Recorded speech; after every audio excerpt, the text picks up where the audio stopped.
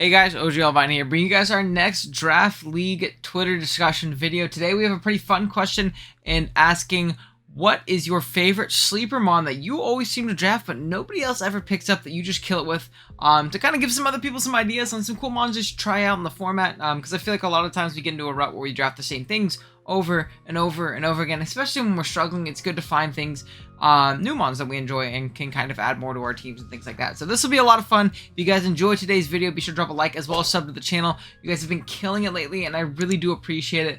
I'm on my way to 1,000 subs, and I'd really appreciate if you help me along that journey. And comment down below what your sleeper Pokemon is if you didn't get a chance to, comment on the Twitter discussion, which you can always follow me on Twitter and join in on the discussions and things like that. So comment down below what your biggest sleeper mon that you always draft that nobody else does is, as well as suggest another question for the next one. So yeah, with that being said, I'll give my answer.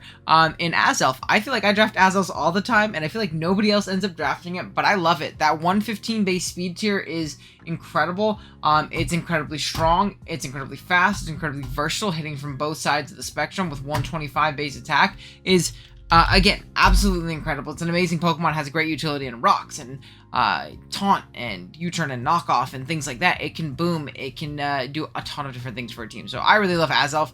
I think more people should really give it a shot. I think people really sleep on that Pokemon a lot, and it's definitely better than people give it credit for. I think a lot of people think their Psychic type has to be a lot more bulky than it really does when they're drafting a Psychic. I think you can cover the weaknesses of Azelf pretty well.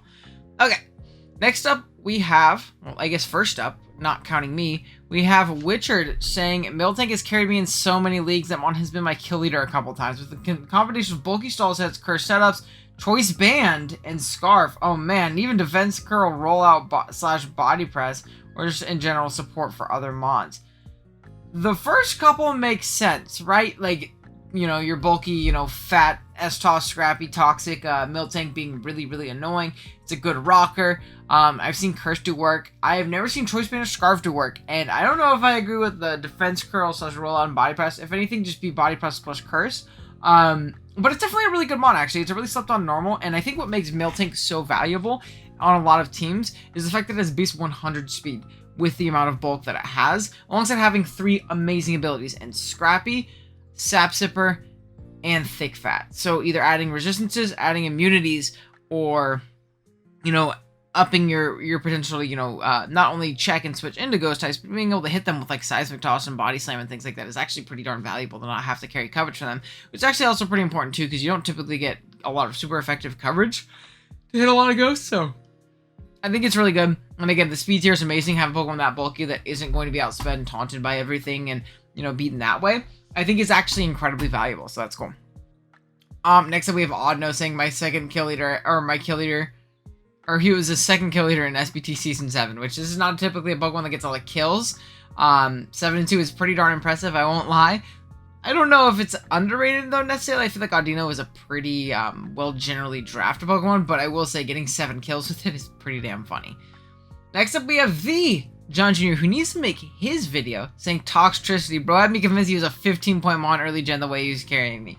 John is definitely the best Toxicity user I've seen. I've drafted Tox a few times and I've actually been pretty underwhelmed by it, solely because of its speed tier, but I do think that this Pokemon has such crazy wall-breaking potential if you end up, having that matchup where you can get in on slower, more passive things, and you could just click Specs, Boom Burst, Overdrive, and Volt Switch, and Sludge Wave even sometimes. A lot of times, it feels like it's not even a poison type, and it has a secondary stab in, like, normal, because of how strong Boom Burst is off of Punk Rock. And realistically, I kind of suppose that makes it to where it has, like, 3 stabs, which is always incredibly valuable. It can shift gear up, and when it can be Scarf, it can be Specs. I've even seen AV do some work, as, like, weird niche Tapu Koko checks and things like that. So, like, I think it actually does have some value. It's not a Pokemon I perform with very well, but I know John kills it with it, and he loves his shift gear Toxicity win cons. I think it's best in a breaker roll, but, what do I know? I'm obviously not using it very well, as well as him.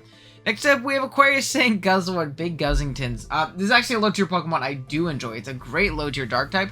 With that HP stat, it allows you to be very, very creative with your EVs and how you're spreading that across, and, what boost you're potentially getting and things like that. Now, 53 in both of your defenses seems terrible for a Pokemon this slow, but again, with 223 base HP, you go max defense or max def or something like that, especially with an Assault Vest, this thing is a lot fatter than a lot of people give it credit for. And then 101 attack, 97, or 101 attack, 97 special attack is also very, very solid in being a mixed attacker, physical special, bunch of different things. You can boost in those attacking stats. You can boost, you know, in other areas as well, which is very, very nice. And yeah, just again, overall a very, very solid Pokemon. I like Guzzlord a lot. I think it's a good low tier dark type. Next up, we have Endless saying, I got 4 chips with Roselia back in Gen 7. I don't know why, but it feels like I'm the only person ever willing to run it offensive in certain matchups, and this paid in spades for me. Now, I will say, I don't think Roserade is necessarily underrated in the sense that I think a lot of people end up drafting Roserade very often, but offensive Roserade is not something I've seen very often. I guess it makes sense, especially in Gen 7 with Technician. Grass, Poison, then like Technician, HP, Fire, Ground, or Ice, or... Excuse me, sorry. I was up really early this morning. Is pretty solid. I think the speed tier is pretty bad, and yet again, that's necessarily not the best thing, but maybe it's just the sense that running max HP plus max special attack and modest, so you're not as passive, you're doing a lot more damage with those sludge bombs and those Giga Drains and those hidden powers in Gen 7. Could be pretty nice. I think Roselia and Roserade in general are much worse this generation. If you guys watch my most overrated Pokemon video, for Poison I actually had Roserade, because I think spikes aren't as good this gen. Now, Roselia I don't think is necessarily overrated because of the price point. It's, you know, pretty darn cheap to pick it up. It's like a low-tier spiker. So, honestly, I'd probably rather draft it over Roserade. But offensively, it's obviously just not going to be as good this gen, in my opinion. Next up, we have Bass Frosta saying, all reliable in his Lanturn. That's a 72% win rate over 71 games with this thing. He's drafted it 9 times. It's pretty cool to see website stats like this for people who play a lot of their leagues on websites. That's really interesting. I love Lanturn. Actually, I think it's an amazing low tier pivot. Again, budget road and watch. Having 2 immunities in water and electric is also incredibly valuable. And being the best Scarfer in the format, obviously. And apparently a lot of people just know Badass Frostlass for his Lanturn. But it's a great budget water, honestly. Especially if you draft like a higher tier, more offensive water. Getting Lanturn as your lower tier fatter waters come in and it's pivoting around. It's either being AV and annoying. You can go get away with weird like agility offensive sets every once in a while, or you can get away with like cool heal bell sets, like in toxic things like in Scald, Discharge, Volt, Ice Beam. A bunch of really fun options, honestly. So I think Lanturn's amazing. I definitely agree, and it's the Nuzlocke GOAT, so pretty cool. Next up, we have Zangoose saying, maybe not the best stats, but I see Volcanion go undrafted pretty often. I think it's a ton of fun to use, and I've had good seasons every time I've used it. That's definitely fair. He's drafted it 3 times, 25 games played, 30 kills, 17 deaths. That's pretty darn cool. You can't really see it as well on the video, but I think Volk is definitely a really cool mon. I think obviously, again, it's a lot like a lot of other offensive waters where you need a better like fat water, or at least the resistances that a fat water offers you if you're drafting Volk. But I think especially with boots, it gives this thing a lot more longevity that it typically would not have otherwise, which I think is really interesting. And again, fire plus water stab combination is really strong. In conjunction with like, you know, random sludge waves and earth powers and things like that. You can defog, you can again spread a bunch of passive damage with burns or toxics and things like that as well. So honestly, it's a really fun mod. I like Volcano. Oh, you can flame charge up and sweep. Sorry. As another option. Now obviously bulky waters are really annoying for Volcanion, but you can even go with like power herb solar beam sets for fun, which I think is cool. Next up, we have Trexo saying Grapploct is a demon. This is like what I was thinking when I was thinking of this video. Is Mon's like Grapploct? Because I remember Trexo drafted this in BBR. I have never seen another soul draft this Pokemon. Its stat spread really isn't that bad. I think it's incredibly slow, which is tough. And it doesn't really benefit from Technician. I think, again, we talked about in the Mega video where Fran Mega for this thing, making a water fighting, giving it Technician, and like Surging Strikes and things like that would make it really cool. If it had that secondary water typing, I think it would be much better. Secondary water type and then like getting like Aqua Jet or something like that. Now like you get like Technician Power Up Punch, I think. Trying to think of what else you really benefit from Technician from. Yeah, this is pretty unfortunate. I don't see too much that's gonna commonly be used other than Pup, which I guess is a cool aspect in its own, having like a really strong Pup. Brutal Swing is another option to hit bulky Psychics, which is, you know, cool in its own right, especially considering that it doesn't get knockoff. It gets Sucker Punch for priority, which is cool. It can bulk up, it can superpower, it gets that one move Octolock, so it can be like a menace versus stall, I believe. Octolock traps target and lowers their defense and speed F on 1 each turn, so I think that's actually really cool for like fatter stall balance builds. So I think this Pokemon's pretty cool. I wish I had like it was just a little bit, it's missing like a tiny few things to be a really good mid-tier Pokemon, unfortunately. Next here we have Gohan saying Inteleon. I actually really like Inteleon too. It's something I spammed for a couple months at one point, and I think as an offensive water with that speed tier that it has, it's really solid, especially if you have a team that really appreciates damage on fat waters. Not that Inteleon beats them, but it forces them in a lot. And if you're clicking Spec Surf, Snipe Shot, or Hydro Pumps, they're taking chip. Or if you're clicking U-Turn as rocks are up and you're chipping them down, I think it's incredibly valuable in all honesty. So I actually really like Inteleon. You can even run like funny Sword Stance variants. But I really think like Specs is usually going to be bread and butter. You can also run like the Focus Energy, Scope Lens, you know, type sets to sniper through everything, which could be really cool as well. It's just typically hard to get them set up like that. I hate that it's when I record is when I start yawning, because I have not been yawning for the last few hours. So this is very annoying. I apologize. Okay. Next up, we have Matt and A Panda, kind of talking about some similar mons here, but Matt says, I've never seen anyone do what I've done with Urshifu, Rapid Strike, and regular Metagross. They'll get drafted if they aren't as successful in other players' hands. I love you, Matt. I think they're both amazing Pokemon, right? But these are Pokemon that I do see common, and maybe in the Wi-Fi sphere, right? So I will give Matt that. I think in the Wi-Fi sphere, Matt uses them the best that I've seen, because he drafts them a lot and he performs very well with them. That's a good player. I think on the certain side of things, which obviously Matt isn't on that side, so he wouldn't really know. We see Urshifu, Rapid, and regular Metagross drafted a lot and obviously perform very well, as they're very good Pokemon. And obviously Apana, who is a showdown player, performed very well with it in this WPF season with 20 kills, which is absolutely bonkers, by the way. 20 kill Urshifu, Rapid, just blowing the... And only 8 games played. Didn't even have as many games as the Mega Gallade right here. I'll scroll down a little bit, sorry. But they're amazing Pokemon. I think Urshifu Rapid is an amazing wall breaker.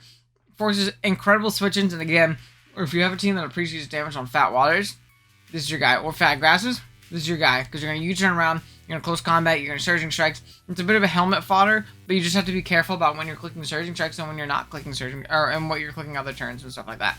So, I think Urshifu Rapid is amazing.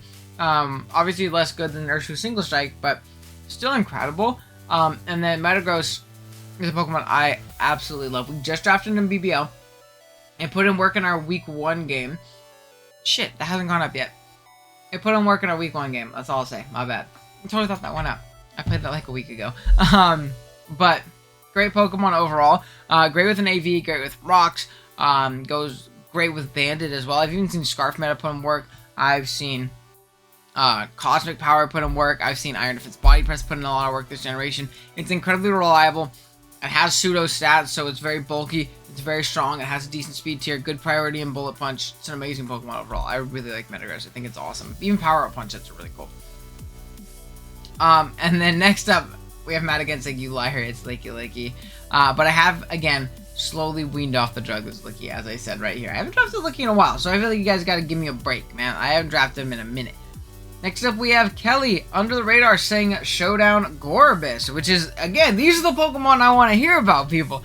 Gorebyss, I have a chill with it, and I've gotten it to top 3 in kills, which is very interesting. Gorebyss, again, its main thing, and its main shtick is going to be shell smashing. The only issue is, despite having a very good defense stat and a solid speed stat, its HP and its speed especially are very mediocre. So, I think it's okay, as a smash, you know, potential win con, but I think what's really good at, if your league allows Baton Pass, which it should not allow you an instance where you can get off Smash Pass, viably. That should not be a thing, but Switch Storm is another cool option too. If like Rain is up, you're playing Rain, or you have Rain, and you set up a Shell Smash, then you're faster than quite literally everything, which is really, really cool. And again, very strong at +2. 114 base special attack is not something to scoff at. Like, that plus Surf and Ice Beam, I guess Psychic as well. Does this thing get Moonblast? I feel like it should get Moonblast. It doesn't get any Fairy coverage? Draining Kiss. They gave it Draining Kiss. That's very nice of them. But it's a very good Pokemon overall. I like Gorebyss a lot. I think it's pretty cool. For its price point. I like 3 points or whatever. And then he says, Wi-Fi Passimian. For 6 points and 7 points, you have a Breaker, Cleaner, Stealth Sweeper, Knocking, Pivoting, and Defog Deterrent. Every time I draft it, I get Passimians at least. It's so great. I actually totally agree. I think Passimian is really cool. Whether it be that Scarfer that deters hazards, like he said, with Defiant plus 120 attack is great. But I also really like AV Passimian in conjunction with that really high HP stat alongside his mediocre speed stat, but like, you know, pretty much doubling that, right? Is that what Azelf does? 1.5, sorry, not doubling. That'd be crazy. Really makes it be a solid pivot into a lot of things and live a lot of hits that it shouldn't, and allows it to really use that great coverage that it has, whether it be close combat and Earthquake and Gunk Shot and Seed Bomb and Rock Slide and U-Turn and Super... well, you don't need Super Power, you have close combat. But you get what I mean. Like, I think it actually has phenomenal offensive coverage for a fighting type. And being AV and being able to switch up moves can be incredible. Or even being Life Orb Passimian can be really, really valuable for a lot of in a lot of matchups. So I think this thing's actually really cool. I like Passimian a lot. Then we have Jaber saying Huntail. I'm not going to give him the time of day. Then we have Soul Blaze up next, sorry, saying Duosion, Acid Armor, Calm Mind, Recover, and Psychic, Eviolite, Magic Guard, bring a Dark type, or experience the consequences. So freaking true. This thing is actually a very good low tier threat. It's just as strong as Reuniclus and pretty much just as bulky with an Eviolite. The only issue is you're even bigger knockbait than Reuniclus, which is very, very tough. But for its price point, with Magic Guard and regen, things like that, not only just like these setup Wincon cheese sets, like as a defensive pivot into mons that just don't have knockoff, or into teams that have little to no knockoff, this thing can be very solid. And again, it has the same move pool. You can do a lot of fun things. I believe you can knock off still. Let me double check that it still gets knockoff, because I would feel really dumb if it doesn't. It doesn't get knockoff. It doesn't have hands. So that makes sense. Does it get Thunder Wave? It still gets Thunder Wave though. It still gets Trick Room. It still gets Encore. It still gets Recover, obviously. A bunch of cool stuff like that. So I think this Pokemon is very solid for its price point. I like Duosion a lot. Next we have Josh, which is definitely going to be the Pokemon I thought he would say. And again, the Pokemon I want to see here in Crabominable. I remember there was a classic season. I don't know if he says it. He probably says it in his reply to Eric down here. But there was a classic season where Josh drafted Slowking Crabominable, and for some reason, he kept just setting up endgames or mid-games where Crabominable would get in with Trick Room and then teleport from Slowking. And Ice plus Fighting under Trick Room with this thing's speed tier, with all the other, like, you know, additional coverage this thing has, it's impossible to switch into. Like, Ice Fighting is such a good offensive typing in a lot of matchups. So this thing is really cool despite its terrible speed tier, if you can kind of have a team that can facilitate and, you know, work around it. So I actually really like Crabominable. I think this is a cool pick from Josh, and I remember he massacred everybody with Crabominable that season, and it was very funny. Next up, we have CD Marcus says Porygon-Z needs to be used more. Greater Breaking can be fit with a lot of marquee types because it's because of its one weaknesses, and a few resist to normal spam. It can wedge itself in the early turns of a match to deal crucial damage for a sweeper, and is also released by steal.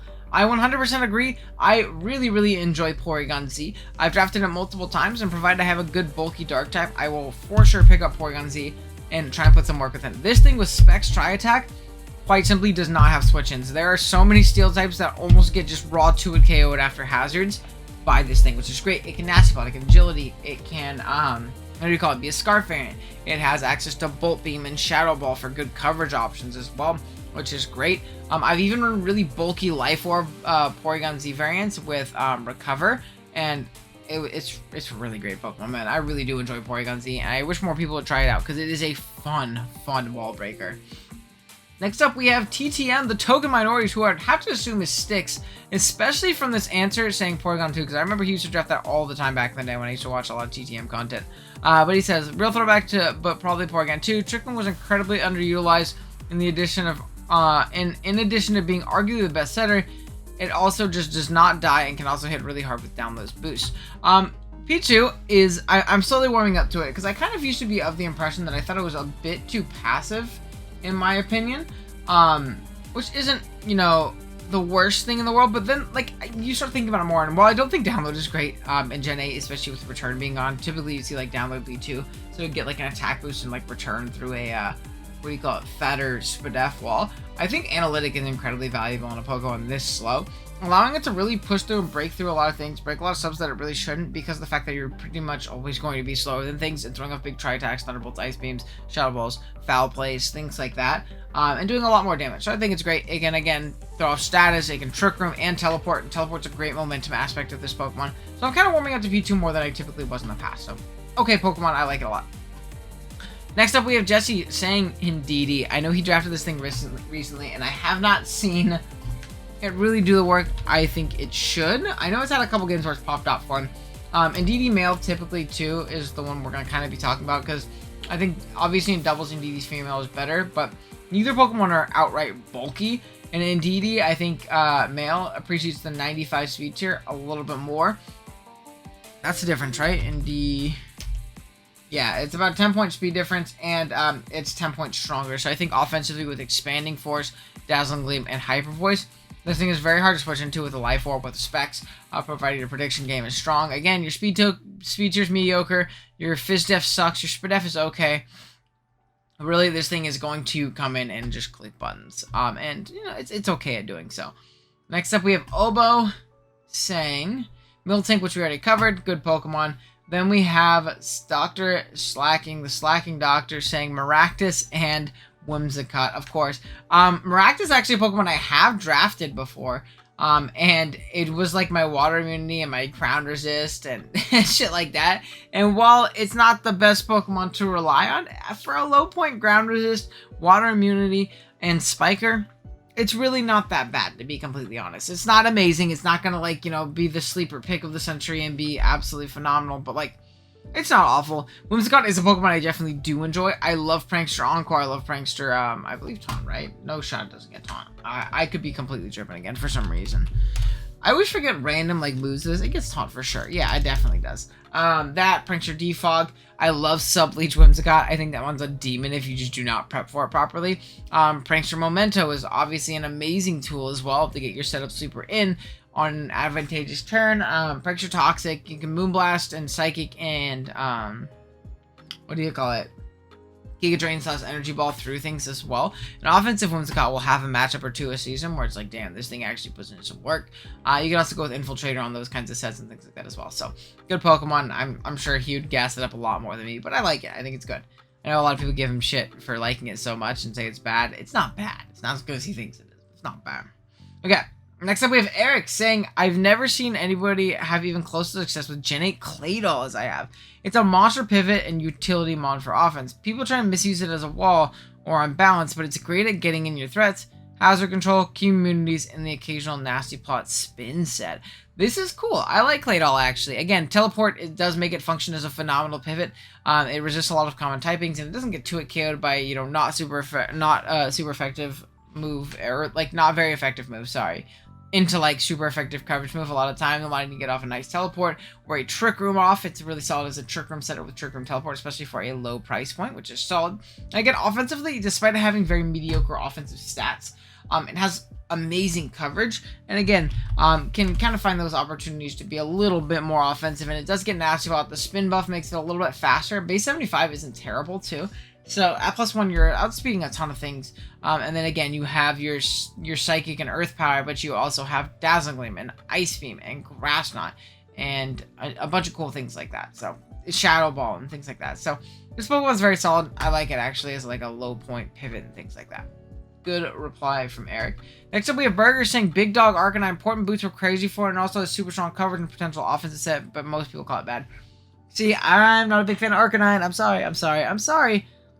Defensively, I feel like it's not as good as people think, especially with knockoff being everywhere. Boots are knocked off, rocks are up, then this thing just gets to a KO by everything, unfortunately. Especially considering that most of its best damage output is going to be hurting itself. It's a very big downside for defensive Pokemon, for me at least. Now, it's different if it's like Mandibuzz and Brave Bird or something like that, because Mandibuzz doesn't run all the time, to be completely honest. And even if it does, it's one move. But if you're running like Flare Blitz, Wild Charge, Will-O-Wisp, or Toxic, then like Morning Sun, half of your moves are killing you. And especially, again, you have to play very finicky with defensive Arcanine, where I'm not a big fan of it. I do like offensive Arcanine, though, again, with that strong coverage and Flare Blitz, Wild Charge, extreme speed, close combat, things like that. So, I actually think it's really, really solid. I like it. Offensively, I'm not the biggest fan of it defensively, though. Now, it's not to say you can't run Boots, either. Like, you still can run Boots, but I like it, like, used more offensively, I guess, if that's what I mean. Next up, we have Dusclops from Teen Knots TV. He's a best low-tier ghost, and I can't believe more people don't draft/use it. This Pokemon is incredibly bulky, incredibly annoying.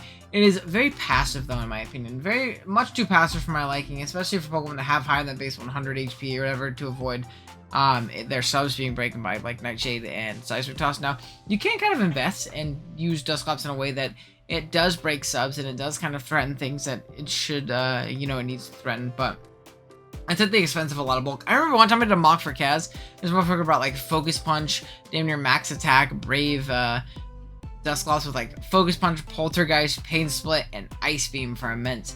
and it railed me because I couldn't kill it, and it kept doing hella damage with hella high base power moves. So maybe I am tripping. Maybe I need to give this thing another shot. I just remember early in my draft career, I really didn't like it because of how passive it tended to be. Okay. Next up, how much more do we have? Oh my goodness. Oh my goodness. Okay. Let's see. So we're right here. Subtile Blade.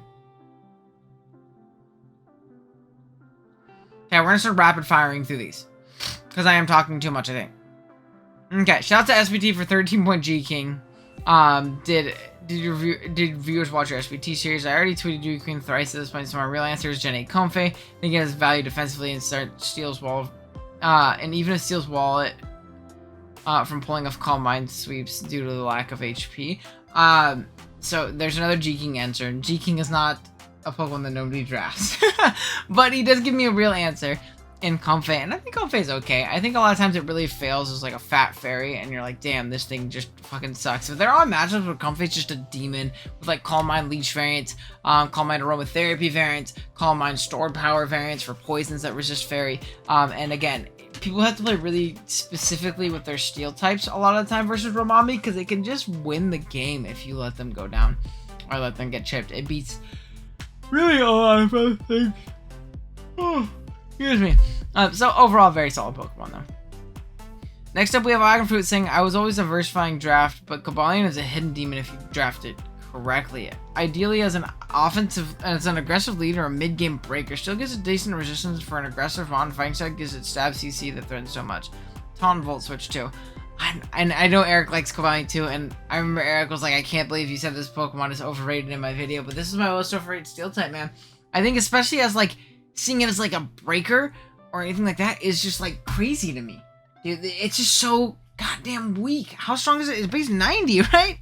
It's so weak. And again, it has a great Fist SF, but the steel plus fighting typing with its Spadef is awful in the sense that the psychics and fairies are just gonna bully you. I don't know. I think this thing is a good pivot, and it's good at getting up rocks. And you might have a matchup or two where you can Swords Dance or Rock Polish and win, or Calm Mind. So it has like the move pool to be great. I don't know. I just think it's way too weak to function in the way that you want it to, or the way that you're saying right here. I don't think it's a bad Pokemon, but I'm really, really underwhelmed by it. Next up, we have Davion here saying... Sorry. Davion saying here, I don't know why, but I think Stunfisk. I don't know why, but that thing is thick and always clutch plays for me. And Stunfisk is amazing. It's like the stereotypical, in my mind, mon that's like, yo, I need to patch these 3 weaknesses, where Stunfisk does it. So I think that's really cool. On the live side scene, you don't see it drafted as much. On Showdown, it is spammed on every team, particularly because of how anti-meta it is and how good it is at checking top tier threats like Torn, Koko, Zera, Zapdos in particular. Like, it just stuffs those mons very, very well, or forces people to play very specifically with those Pokemon in order to not get stuffed by the 4-point, I don't know how many points, the low point Stunfisk. So I think this is definitely a fair one right here. And I think I'm going to go ahead and do one more, and we're going to cut this into a 2-part video. First up, we have in doubles draft Rhyperior. That thing is so undervalued, and it's super hard, it's super bulky, and it can stack Spadef boost before you know it. So I'm not super well versed on VGC, but I do know that Rhyperior typically runs like weakness policy sets, right? Especially like if Sand's up from a max Rockfall, or from something else, or just, having solid rock and being Dynamax and having double HP means you live every hit, and then you're at +2 and you nuke through everything with like max Quakes and max Rockfalls, and again, your Elemental Punches and cool things like that. So I know Rhyperior is very good, and again, its max moves are very good. So I heard it's pretty good in VGC, in a format like this, especially probably under Trick Room, I would assume as well. I love Rhyperior in singles as well, though. Solid Rock makes it an amazing stealth rocker. It can Rock Polish and Swords Dance. It can be Choice Band. I love Choice Band Rhyperior. It can be like AV. It can be like Super Spadef defensive, protect lefty shenanigans. It can be Rocky Helmet and just not die to any physical hits. It's a really good Pokemon, honestly. I love Rhyperior. It's a good glue piece. So, very, very solid Pokemon. And I think that's where we're going to stop, right? Because we're at about 30 minutes, and I can kind of split this up into a 2-part video and talk about some more Pokemon in the next one. So, this is where we'll end. Thank you guys so much for watching. If you enjoyed, drop a like. If you're new here, drop a sub. I will try and drop part 2 this weekend so we can have a different discussion next week. And yeah, that being said, I'll see you guys in the next one. Later.